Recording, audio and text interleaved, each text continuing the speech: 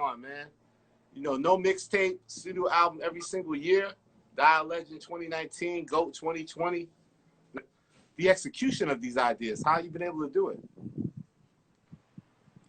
As far as game planning, I can't really pinpoint it. I just know with music, I just follow my heart. I just do whatever like my gut tell me, and trusting my instincts. So a lot of times I feel like I took a big risk with just dropping an album straight out the gate. Even just being on this pace of just dropping albums with high expectations, but that's something that I'm willing to do. Yeah, and it felt right because I mean I think that it seemed to me that some people may not understand that like you come in with the pop out joint and then you drop the first album and it does well, but then you know a pandemic hits, but you still go forward and you drop that GOAT album, and you know a lot of times it was such an uncertain time out here, but you said F it, put the album out and elevated your career further. Like why was that the right decision to just go forward with GOAT and you know you challenged the whole structure where people were trying to figure out what to do, you just ascended further.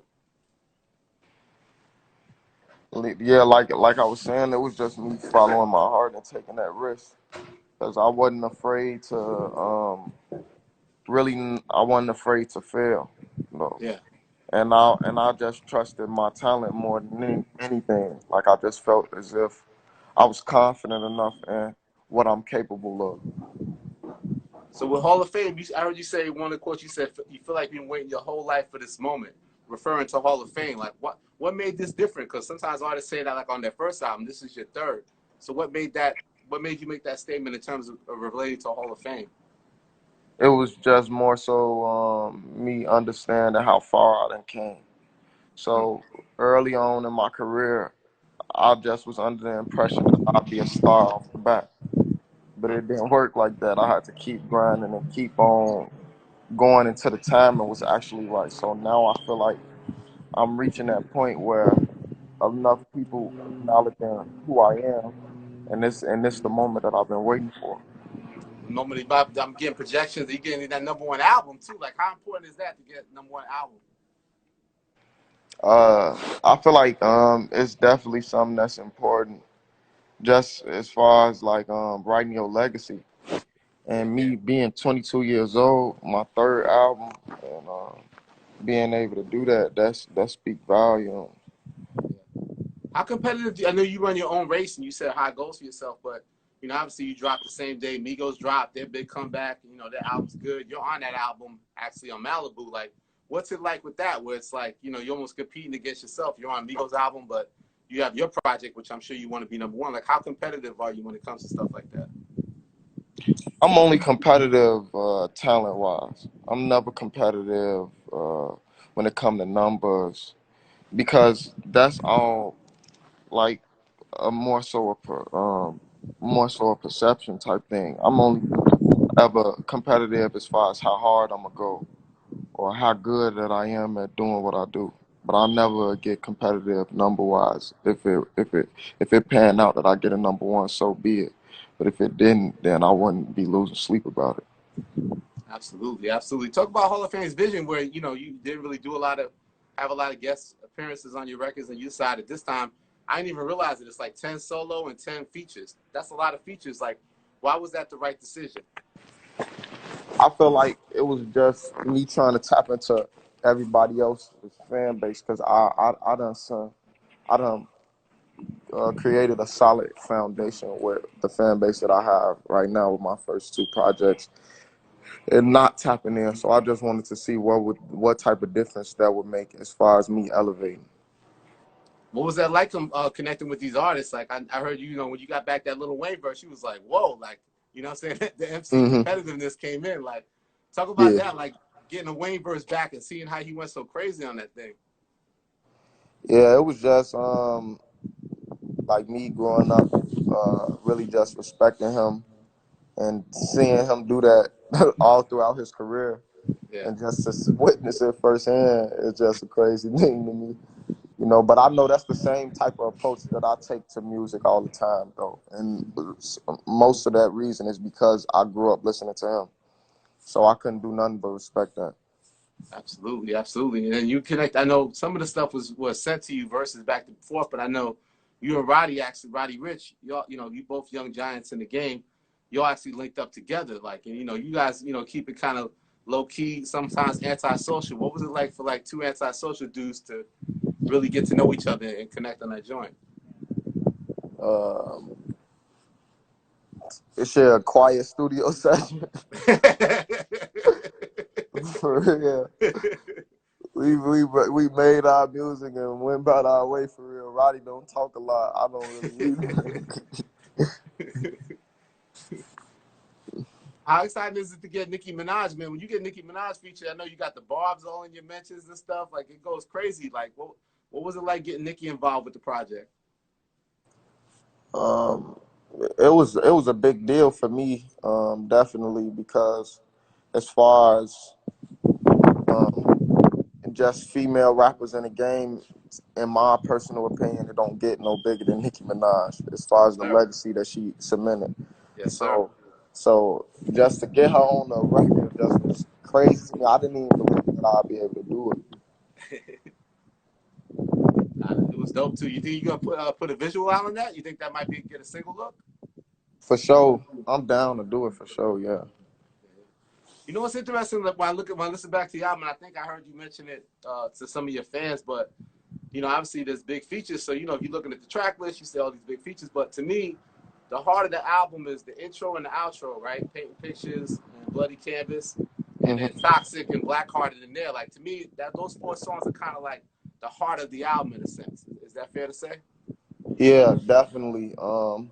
Just because um, those tracks give you different feelings, but that's really generally what I am and who I am as an artist. Those four songs that you say, that's really who I am as an artist. Nothing out. A lot of other songs is me testing the waters, experimenting, but those four songs, that's the music that I generally make that my fan base know that I'm known for, like heartfelt music, just real music. So I could definitely agree with that.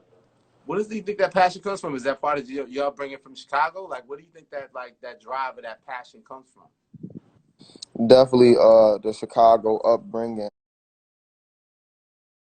all the things that I witnessed, all the things that I learned, all the things that I know, and me just implementing that into music.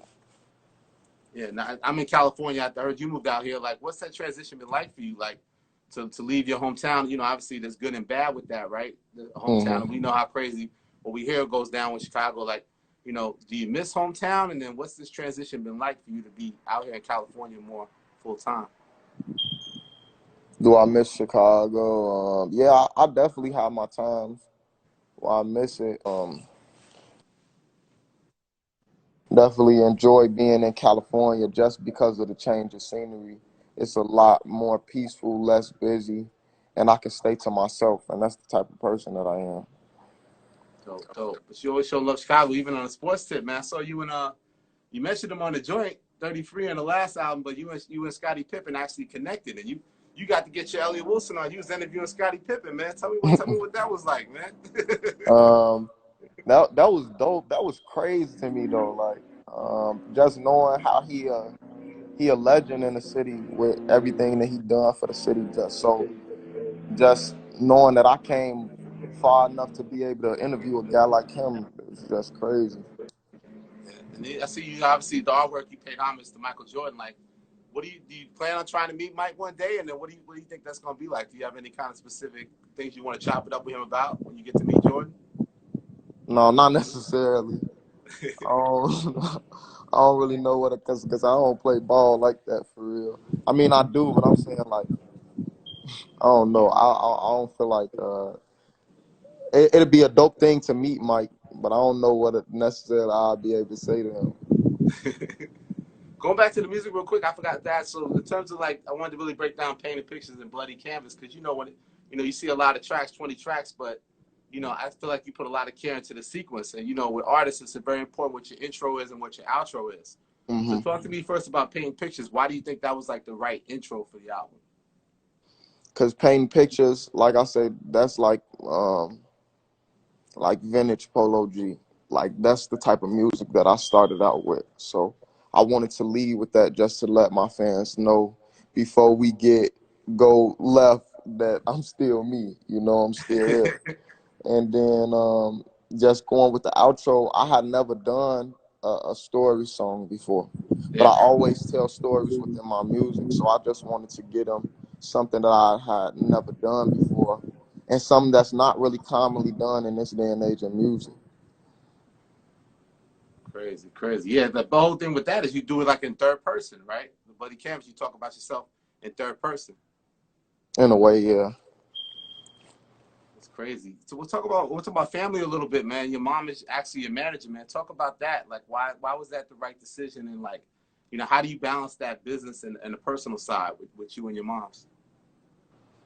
Um, you say, how do I balance it? Yeah, because you got to do business all the time, but this is important to kind of draw a certain time where it's not all about business. It's just moms, and you just kicking it like casual, or it's like, is it easy to kind of navigate between both?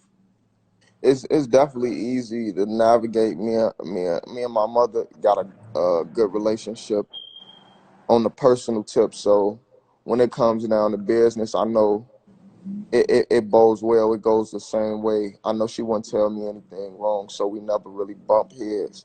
It's always just really smooth sailing. Yeah, and then you shout out your pops too, man. On Black Hearted, you said he saw the inspiration. I know you have a new son yourself. Like, talk about having a mother and father that's active, in your life, and being blessed in that way. That must mean a lot. Yeah, that's why I could acknowledge it in a song because I know that's a blessing that don't everybody um coming from where I come from, everybody don't have that type of privilege to grow up in a two-parent household with two parents that actually care. So I definitely I'm definitely able to appreciate something like that.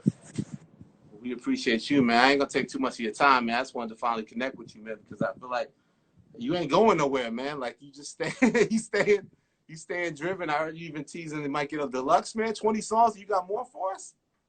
Oh, for sure. I definitely want to rock out with the. I just made so much music this past year that I generally don't do because I didn't never think I'd come out with a 20-song project. Yeah, I heard you But say that. Like, what do you mean? Why do you say that? because I'm the type of person that when I make music, that's it. It ain't this the song. I know this song is worthy enough to go on the project, but this time around, with me trying to make so many different types of music, it's like I wanted to put it all out there to show the fans what I was working on. And of course, with the pandemic, I was making more music than usual. Yeah. Yeah, because it's funny because you did the GOAT and it was a great rollout and you had all these dope visuals and then next thing you know, by the end of the year you dropped the Epidemic record, which wasn't even on the GOAT album. Like, why did you decide to put that out? And did that start up the next project? Yeah, that was definitely that's just a trend that I go about and dropping my music every year because when I dropped Dial Legend, my first single to be released, which was in September, just like Epidemic, and it was Heartless, which was on the GOAT.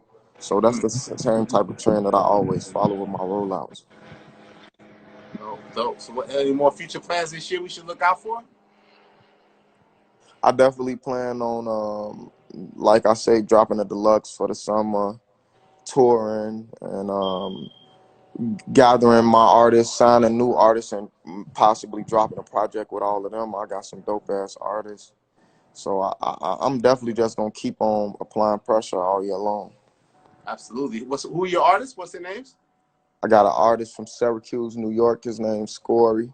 Then I got another artist out of Philly. His name Young Live. Okay, cool. We're gonna look out for that, man. Yo, Polo, man, can't wait to do this in person one day, man. I appreciate how you moving out here in the game, man. Wish you nothing but continued success, man. Keep doing For it. sure. I All right. appreciate you. Yes, sir. Title check in, Polo G. Number one album on deck, baby. Gang. Yes, sir.